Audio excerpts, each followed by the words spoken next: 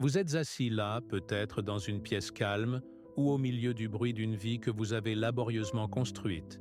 Et vous le sentez. Ce n'est pas un bruit que vous entendez avec vos oreilles, mais une vibration que vous ressentez dans la moelle de vos os. C'est un tremblement qui parcourt les planches de votre existence, une secousse subtile et rythmique que vous essayez probablement d'ignorer depuis des mois, voire des années.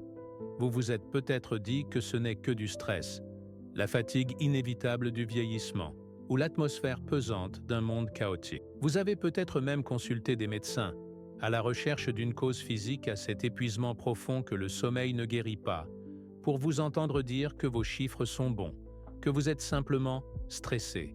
Mais je suis ici pour vous dire, avec la certitude de quelqu'un qui a lu les cartes de la psyché, que vous avez tort. Ce n'est pas du stress, ce n'est pas de la dépression, ce n'est pas une crise de la quarantaine comme le monde l'entend. C'est le grondement d'un volcan endormi qui a finalement, après des décennies de silence, décidé de se réveiller. Vous ne vous effondrez pas, vous vous réveillez. Vous vous tenez au bord d'un changement sismique si fondamental, si absolu, qu'il menace de réécrire le contrat même que vous avez signé avec l'existence le jour où vous avez appris à sourire pour rendre vos parents heureux. Vous le sentez, n'est-ce pas? Ce soupçon obsédant que les murs de votre réalité s'amincissent. Les rôles que vous avez joués, l'aidant, l'écoutant, le réparateur, celui sur qui on peut compter, ne vous vont plus.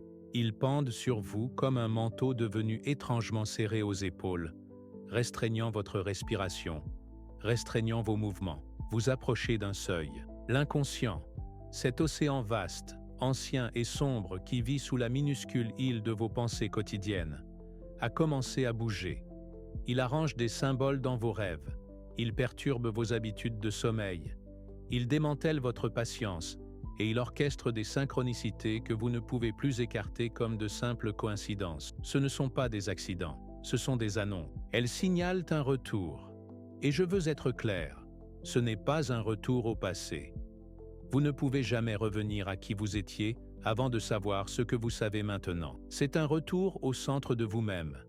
Un centre que vous avez abandonné il y a longtemps parce qu'on vous a appris que votre survie dépendait de votre vie, à la périphérie de la vie de tous les autres. Vous êtes sur le point d'entrer dans le retour le plus important de votre vie. Et cela ne se produit pas parce que le destin a soudainement décidé d'être gentil avec vous. Cela se produit parce que votre âme en a assez de vous voir rester en dehors de votre propre pouvoir, à mendier des miettes de validation à la porte d'une maison que vous possédez réellement. Pour vraiment saisir l'ampleur de l'endroit où vous allez, nous devons regarder avec une honnêteté inflexible et brutale l'endroit où vous avez été et les mécanismes qui expliquent pourquoi vous ressentez cette ancienne lourdeur dans votre sang. Vous avez probablement passé la majeure partie de votre vie à croire que votre épuisement est un défaut, un manque d'endurance ou un échec personnel. Vous regardez les autres qui semblent glisser à travers la vie, libérer des atmosphères émotionnelles des pièces, et vous vous demandez pourquoi vous ne pouvez pas simplement secouer ça. Mais la fatigue de l'empathique n'est pas physique. Elle est archétypale. C'est l'épuisement de la figure d'Atlas qui a oublié qu'il peut poser le ciel. Pendant des années, peut-être depuis que vous étiez un très petit enfant observant le temps imprévisible de la dynamique de votre famille, vous avez fonctionné comme un récipient alchimique pour les gens autour de vous. Utilisons la métaphore de l'éponge, mais regardons-la en profondeur. Une éponge n'a pas le luxe de choisir ce qu'elle absorbe. Elle ne regarde pas un déversement sur le comptoir et ne dit pas « Je prendrai l'eau mais laisserai le vin ». Non, de par sa nature même, de par sa conception même, elle prend tout. Elle tire le liquide dans ses pores les plus profonds jusqu'à ce qu'elle soit lourde, saturée et dégoulinante. Vous êtes entré dans des pièces pendant 40, 50 ans et vous avez absorbé les tensions cachées dont personne ne parlait. Vous avez absorbé les colères tacites de votre père, les chagrins secrets de votre mère, les angoisses refoulées de vos partenaires et les vibrations chaotiques de vos lieux de travail. Vous n'avez pas fait cela parce que vous essayez d'être un martyr. Vous l'avez fait instinctivement, biologiquement, parce que vous avez appris très tôt que si vous pouviez retenir leur douleur, si vous pouviez métaboliser leur anxiété, la pièce deviendrait calme, et si la pièce était calme, vous étiez en sécurité. Vous êtes devenu le conducteur désigné émotionnel d'un monde ivre de sa propre inconscience. Vous avez traité leurs sentiments pour qu'ils n'aient pas à le faire. Vous avez avalé leur ombre pour qu'ils puissent se sentir légers. Vous leur avez permis de projeter leurs problèmes non résolus sur vous. Et vous avez essayé de transformer ce plomb en or, en pensant que si vous les aimiez suffisamment, si vous les compreniez suffisamment, ou si vous anticipiez leurs besoins assez rapidement, ils finiraient là par guérir, et alors vous pourriez vous reposer. Mais c'était un piège. C'était une stratégie de survie déguisée en vertu. Et voici la dure vérité qui fait trembler le sol sous vos pieds en ce moment. L'éponge est pleine. Elle n'est pas seulement pleine. Elle est calcifiée. Vous ne pouvez plus retenir une seule goutte d'eau sale. La lourdeur que vous ressentez n'est pas seulement votre propre vie. C'est le poids accumulé des traumatismes générationnels, le chagrin de vos ancêtres qui ne pouvaient pas parler, et les déchets émotionnels de toutes les personnes que vous avez essayé de sauver d'elles-mêmes.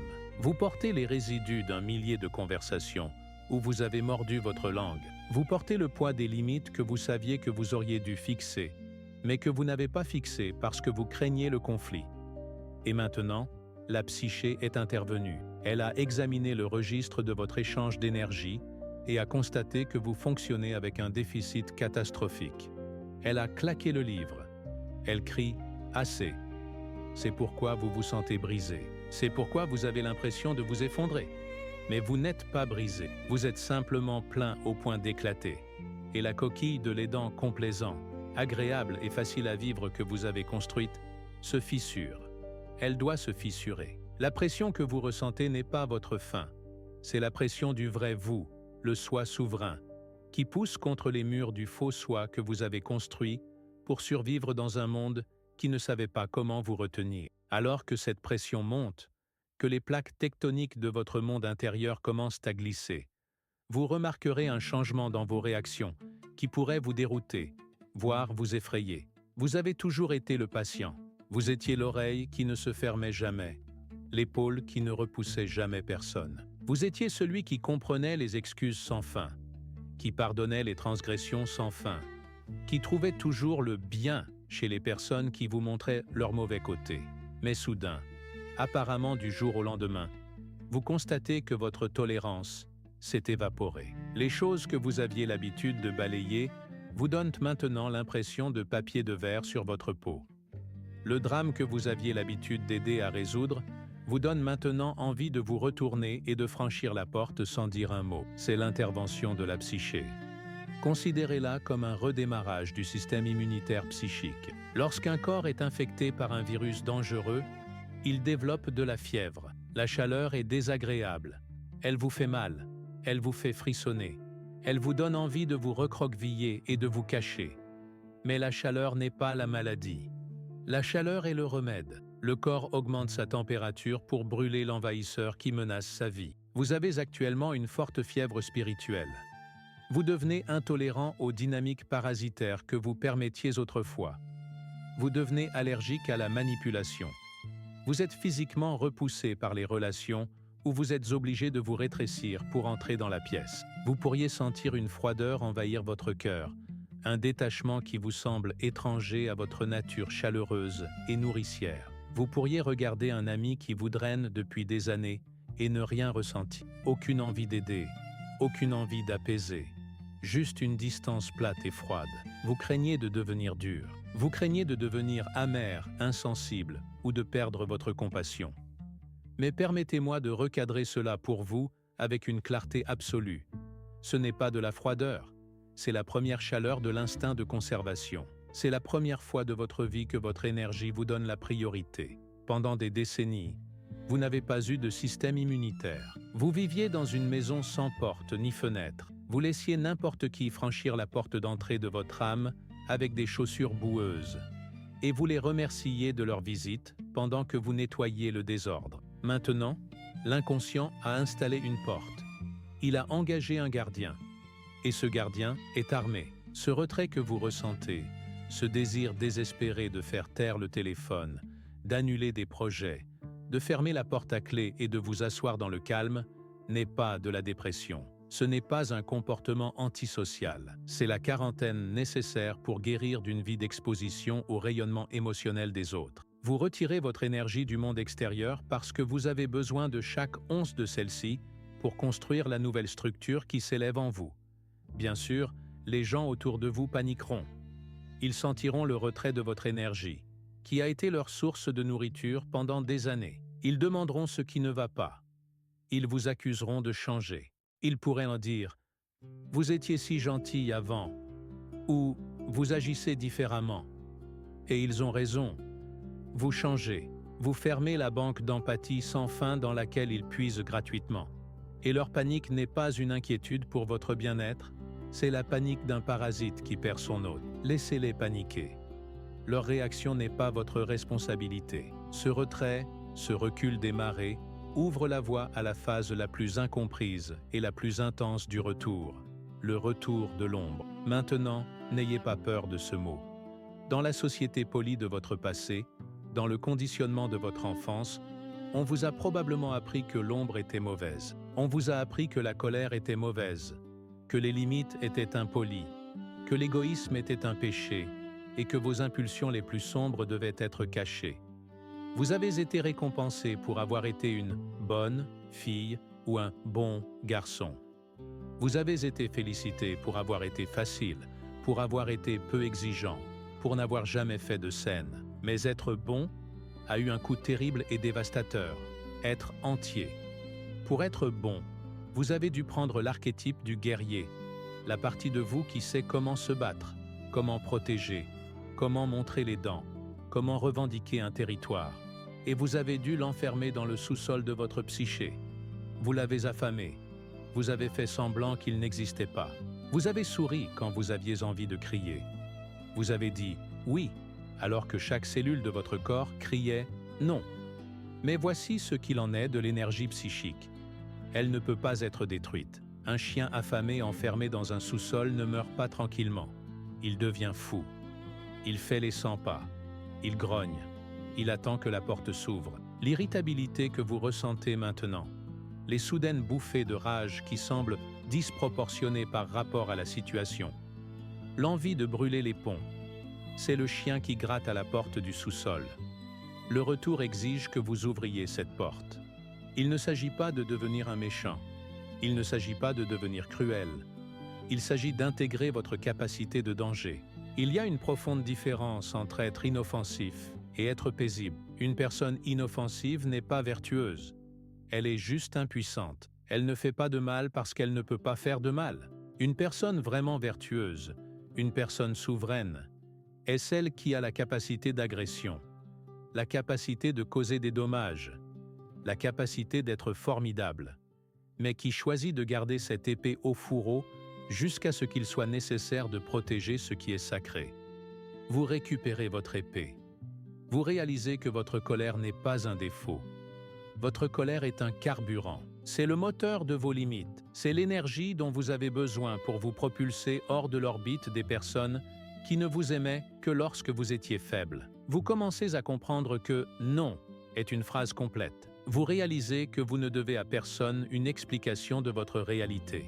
Vous apprenez que vous pouvez survivre à la déception des gens à votre égard. En fait, vous apprenez que leur déception est souvent la seule preuve que vous vous défendez enfin. Ce feu que vous sentez monter dans votre ventre est la combustion des anciens contrats. C'est la combustion de l'accord qui disait « Je vais m'immoler juste pour vous tenir chaud ».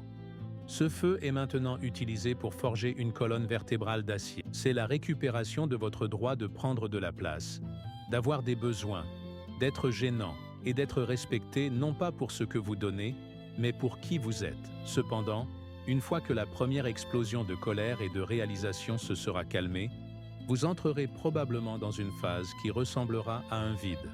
C'est la chambre noire. C'est la phase d'incubation. Et c'est ici, dans ce silence calme et poussiéreux, que de nombreux empathiques perdent leur sang-froid et essaient de revenir à la misère familière du passé. Vous vous êtes retiré du monde, vous avez fixé les limites, vous avez libéré le guerrier. Et maintenant, vous êtes assis dans le silence. Et le silence est assourdissant. Il semble solitaire. Il semble vide. Vous pourriez regarder autour de vous le paysage de votre vie et voir un terrain vague. Des amis sont tombés parce qu'ils ne pouvaient pas manipuler le nouveau vous. Le téléphone a cessé de sonner. Les invitations se sont taries. Les anciennes joies n'ont plus un goût sucré.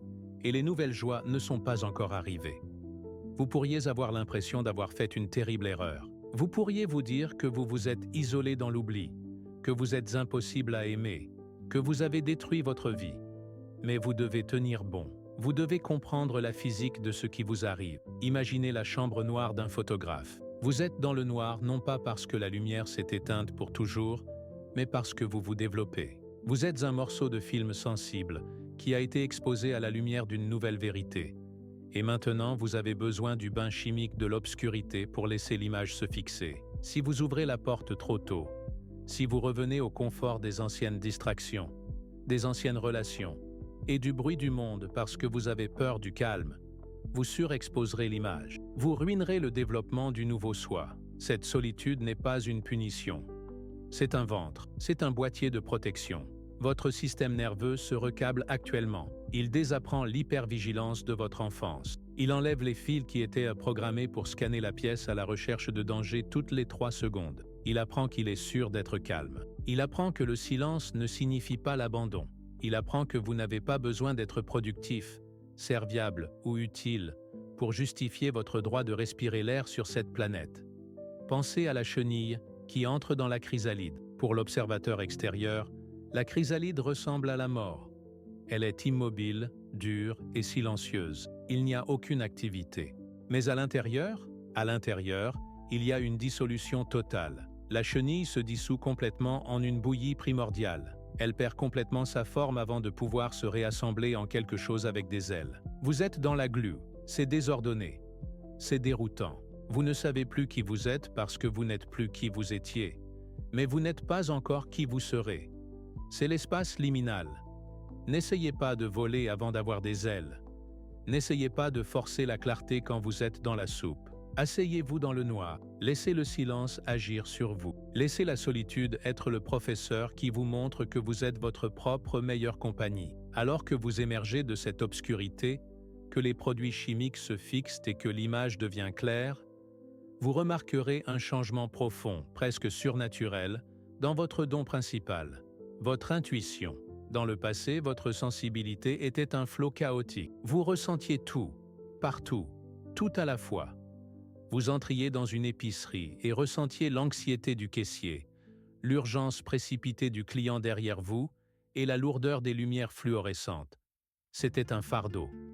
Cela vous laissait confus, dépassé et incertain de l'endroit où vous vous arrêtiez et où le monde commençait. Mais à mesure que vous vous stabilisez dans votre nouvelle identité, cette sensibilité se transforme.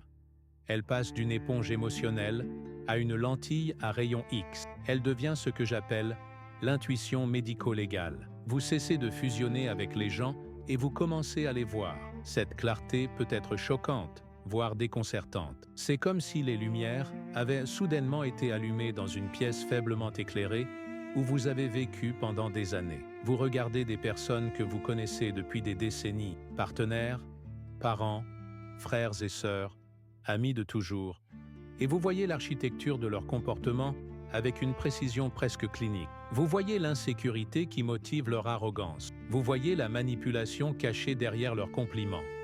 Vous voyez la nature transactionnelle de leur amour. Vous voyez les ficelles des marionnettes. Et voici le miracle.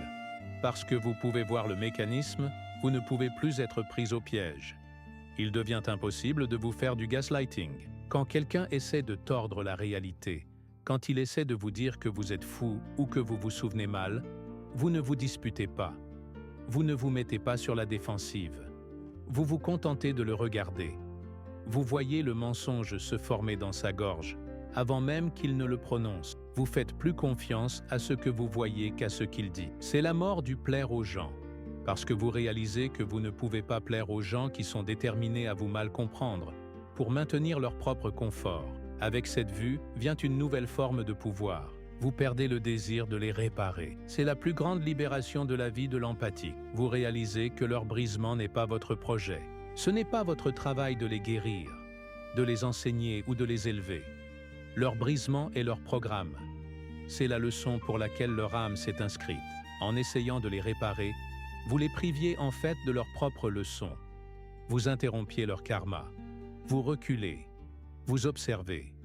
Vous devenez un témoin plutôt qu'un participant. Cette vue médico-légale vous permet de naviguer dans le monde avec une précision que vous n'avez jamais connue. Vous savez à qui faire confiance, qui éviter et quelles opportunités sont alignées avec votre âme, non pas parce que vous devinez, mais parce que vous pouvez voir la signature énergétique de tout ce qui se trouve devant vous. Vous ne naviguez plus par l'espoir, vous naviguez par la vérité. Cela nous amène à l'état final et souverain du retour de l'empathie. Vous passez d'un récipient à un phare. Pensez à la différence en physique. Un récipient, comme une tasse ou un bol, est défini par son vide. Il attend d'être rempli. Il est passif. Si vous le mettez dans l'océan, il est ballotté par chaque vague, terrifié de prendre trop d'eau et de couler. Vous avez passé votre vie comme un récipient, ballotté par les tempêtes des autres, essayant d'écoper l'eau plus vite qu'elle n'entrait. Mais un phare est différent. Il se dresse sur le roc solide du rivage. Il est profondément enraciné. Il a une fondation qui descend dans le substratum rocheux. Il brille d'une lumière qui perce le brouillard.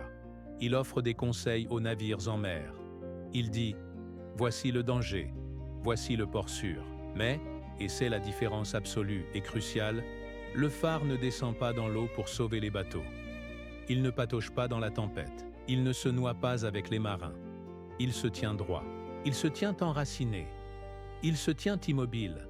C'est ce que vous devenez. Vous apprenez à garder votre lumière sans donner votre huile. Vous apprenez que votre présence suffit. Vous n'avez pas besoin de faire, de réparer, d'apaiser ou d'expliquer pour avoir de la valeur. Quand vous entrez dans une pièce maintenant, ancrée dans votre propre autorité, vous changez l'atmosphère simplement en étant là. Votre calme n'est pas le calme de la passivité. C'est le calme d'une montagne. C'est une force lourde et gravitationnelle. Ce calme, gagné grâce au feu de votre propre transformation, agit comme un diapason. Quand vous frappez un diapason, tout ce qui se trouve à proximité et qui est capable de résonner avec cette note claire commencera à vibrer en harmonie. Les autres doivent soit s'élever pour rencontrer votre vibration, soit ils doivent s'éloigner. Et ils s'éloigneront. Vous perdrez des gens. Mais vous n'avez plus peur de perdre des gens parce que vous vous êtes trouvé. Vous avez construit une maison à l'intérieur de votre propre cage thoracique, un lieu de sécurité que personne ne peut vous enlever. Vous réalisez que vous préférez manger seul dans la dignité plutôt que de vous asseoir à une table de banquet où vous mourrez de faim de respect. Cette souveraineté est silencieuse. Elle n'a pas besoin de s'annoncer. Elle n'a pas besoin de publier sur les médias sociaux à quel point elle a grandi. Elle n'a pas besoin de prêcher aux autres. C'est un sentiment ressenti de gravité. Vous parlez moins, mais vos mots ont plus de poids. Vous dites non sans expliquer pourquoi, parce que vous comprenez que non est une limite, pas une négociation. Vous aidez quand on vous appelle, mais vous ne vous portez pas volontaire pour porter des croix qui ne vous appartiennent pas. Vous aidez à partir d'un lieu de débordement, pas d'un lieu d'épuisement. Vous comprenez que la vraie compassion ne consiste pas à protéger les autres de la douleur, mais à croire qu'ils sont assez forts pour gérer leur propre chemin, tout comme vous avez géré le vôtre. Le tremblement que vous avez ressenti au début, ces planches de votre vie qui tremblaient, c'était la destruction de la fondation faible sur laquelle vous avez construit une vie à plaire aux autres. Elle devait tomber. Les ruines que vous voyez autour de vous ne sont pas un site de catastrophe, c'est une zone de construction. Le retour n'est pas de revenir à qui vous étiez avant la douleur. Vous ne pouvez jamais y retourner, et vous ne devriez pas le vouloir. Cette version de vous était endormie. Cette version de vous était un enfant dans un corps d'adulte, espérant que s'il était juste assez gentil, le monde ne le blesserait pas. Le retour est l'émergence de la version de vous qui attendait la permission de votre propre effondrement pour enfin se lever. Vous êtes l'architecte de cette nouvelle réalité. La sensibilité qui vous paralysait autrefois est maintenant votre radar. C'est votre système d'alerte précoce. C'est votre boussole. C'est votre plus grande arme. Vous avez métabolisé le poison du passé et l'avez transformé en médicament. Vous avez traversé le feu de l'ombre et en êtes ressorti en tenant l'épée de la vérité. Vous vous êtes assis dans le noir et avez développé la vision pour voir dans le noir. Le monde n'a pas besoin que vous le sauviez. Le monde n'a pas besoin d'un autre martyr. Le monde a besoin que vous soyez entier. Il a besoin que vous vous teniez dans votre lumière, sans honte et sans peur. Le temps de se cacher est terminé. Le temps de s'excuser pour votre profondeur est terminé. Le temps de diminuer votre lumière pour qu'elle ne brille pas dans les yeux des autres est terminé. Si votre lumière les brûle, laissez-les porter des lunettes de soleil. Ce n'est pas votre problème. Le retour n'est pas un événement qui se produira dans le futur. Ce n'est pas une destination à laquelle vous arriverez un jour. C'est la respiration que vous prenez en ce moment. C'est le choix que vous faites aujourd'hui d'honorer votre propre âme au-dessus des attentes des autres. C'est le moment où vous décidez que votre paix est plus importante que leur approbation. Vous êtes revenu au centre. Vous êtes revenu sur le trône de votre propre vie. Bienvenue à la maison.